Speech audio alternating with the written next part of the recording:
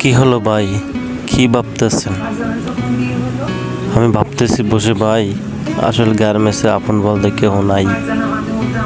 যতক্ষণ পর্যন্ত আপনি কাজ করতে পারবেন ততক্ষণ পর্যন্ত পিএম, জিএম, ইনচার্জ সবাই আপনাকে ভালোবাসবে। আপনি কাজ করতে পারবেন না, কেউ আপনাকে ভালোবাসবে না। কতক্ষণ আপনি কাজ করতে পারবেন? যতক্ষণ পর্যন্ত আপনার শরীরে বল আছে, ততক্ষণ। আপনি অসুস্থ হয়ে যান, আপনাকে জিজ্ঞাসা করবে না। মালিক তো দূরের কথা, আপনার ছুটি পর্যন্ত দেবে না।